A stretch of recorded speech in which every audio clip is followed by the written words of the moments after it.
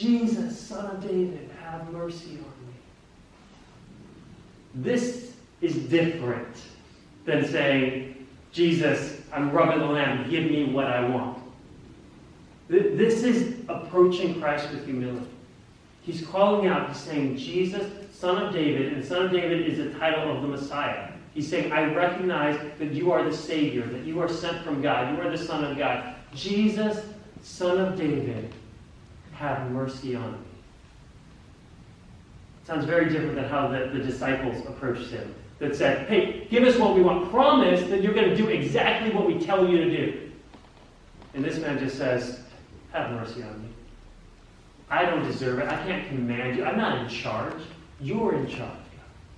And so I'm saying, have your way. Have mercy on me. And he's just, and there's a crowd. Jesus is coming into town, so everybody wants Jesus' attention, right? Everybody wants him. And so they're finding ways. Hey, Jesus, we'll give you this. Hey, Jesus, if you do this, come over here. And then here's this blind man who's just sitting there on the road, yelling, have mercy on me. Have mercy on me. And he's yelling it so much that it's annoying to everybody else. They're just like, come on, dude. Jesus is not going to mess with you. You're this blind guy. He's going to go talk to the important people. It's not you. So, can you just be quiet? Can you just tone it down a little bit? They rebuked him and they told him to be quiet. But he shouted all the more, Son of David, have mercy on me. I love this. He just gets louder. He's just like, I don't care. I don't care what you guys are saying. I don't care what you all think. I know I'm getting lower and lower in your mindset. And you're thinking less and less of me. But I don't care. I need the mercy of God. I want Jesus. I need Jesus in my life. I need salvation. And not so that he can give me everything that I want so that I can command him instead that he could command me. Have mercy on me. And he yells it. And Jesus hears it. Jesus stops. And he says, call him over here. Call him to me. And the people said, hey buddy, it's your lucky day. He heard you. I don't know why, but he likes you. So all right, cheer up, buddy. Get on your feet. He's calling you. And throwing his cloak aside, he jumped to his feet and came to Jesus. So he'd been kneeling there on the roadside. Everybody else is just passing him by and passing him by. And he's yelling, Jesus, Son of David, have mercy on me. Have mercy on me. And he can't see. He doesn't know what's going on. But someone says to him, hey, he's calling you. Get up. So he throws off his coat. And he jumps on his feet. And he comes to Jesus. I'm appreciative that description of what he did was less dangerous than the description from last time. A couple weeks ago, I was telling about the story of the man that ran to Jesus and threw himself at Jesus' feet. And you may have been here, but I acted out and I ran and I threw myself and I ran on my knees and I tore the knees right out of my pants. Yeah, there's still like a skid mark right there where I left half of my dress pants on the carpet. So I'm grateful that the blind man did not run and skid on his knees towards Jesus.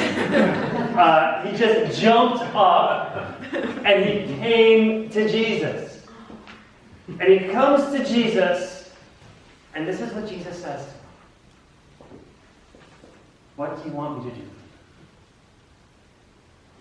What do you want me to do for you? It's the exact same words, that he said to James and John. He says it here to this man. How amazing is that? Because I'm thinking, well, this guy, at least he's humble, like Jesus is going to treat him better. But no, even to James and John, who command Jesus, and they don't approach it in the right way, but Jesus still serves James and John. He still serves them and says, what do you want? And this man, who's coming kind of broken and messed up in the world's eyes, but he's coming humble, and Jesus says, what do you want? It's the same.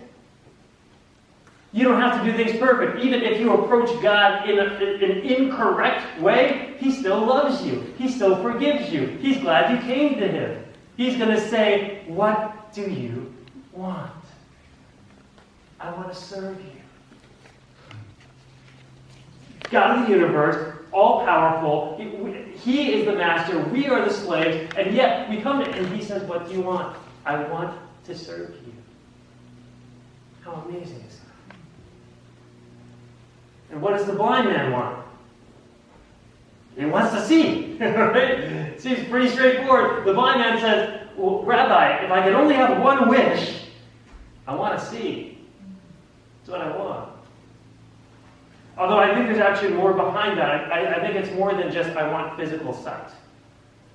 There's something deeper going on here. Just like for James and John, there was something more than them just saying, we want the positions of being number one and number two. What was behind their heart is they wanted power. They wanted esteem. They wanted to be great. And Jesus knew that. And I think with this man, it wasn't just, I want to see visually. It's like, I want to see more. I want to see you, Jesus. I want to see what's right and wrong. I want to see a life of faith. I want things opened up so that I can see what's true and follow in the right way. And Jesus says to him, go. Your faith has healed you. And immediately, he received his sight and he followed Jesus along the road. So Jesus hears him. He said, what do you want me to do? You want to see? He's like, that's good. When James and John said, we want to sit on your right and your left, Jesus is like, we need to talk. Let me talk to you guys about that. But when this man just says, I just want to see, Jesus says, yeah, we don't have to talk about it. Yeah, it's done. I see your heart. Your faith has healed you. Go. And this is an interesting thing because he says, go. Now you can see. You can look at whatever you want. Go home. Go and maybe you have a wife. Go see what she looks like. Maybe you want to see what your town has looked like your whole life. Go and see a sunset. Go and see the trees. Go. But this man, it says, immediately he could see. And what did he do with his sight? He followed Jesus. He stayed with Jesus. He said, I want to follow you. It said, follow him along the road. He became a disciple and continued following Jesus.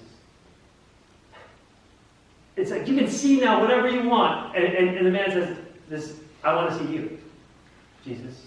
I want to see what you're doing. I want to follow you. This is what I want. And Jesus is like, yeah, that's why I gave you the sight. I know what's up. Let's go. It's not, he doesn't say, because you would think, wow, well, Jesus healed his sight. And now he said, oh, I also have this back problem. Can you work on that, Jesus? My bank balance is a little low. Can you do that too? No. Jesus is not the genie in the bottle. He's not saying, okay, you've done this one thing, do another, do another, do another. It's like, you are the master. How amazing it is that you serve me. I want to learn from you. I want to follow you. You ask me, what can you do for me? Now I just want to say, what can I do for you? How can I follow you? That's the pathway. This is the pathway that Jesus has for us. And it causes us to maybe question ourselves, what do we really want? Do we want a servant or do we want a master? Truth be told, most of us, we would like some servants. We would like to be able to find ways where whatever we want will just get done for us and we don't have to do the hard work. But really, when you think about it, do you want a world where you are the master? Where does that road end for you and for those around you? Instead, life is better if we go to the one who is good and true and pure and say, you lead, we follow. God, you are the master.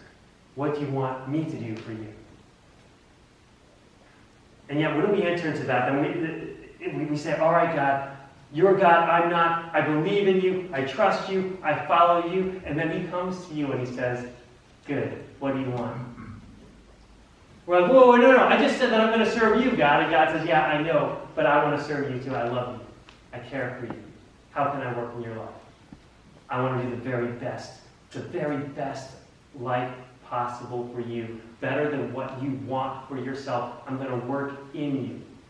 Even though it's going to include pain, it's going to include suffering, it's going to include hard times, but I have the very best in store for you. I want to give you faith and hope and peace and love. I want to bring you to the mountain, but it's going to go through the valley.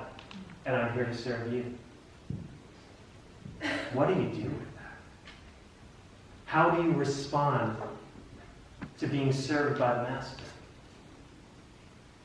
Some of us may say, no, wait, no, I just said you're God and I'm not, so you can't serve me. And yet Jesus says, no, this is how it works. I serve you. You receive from me, and now go serve others.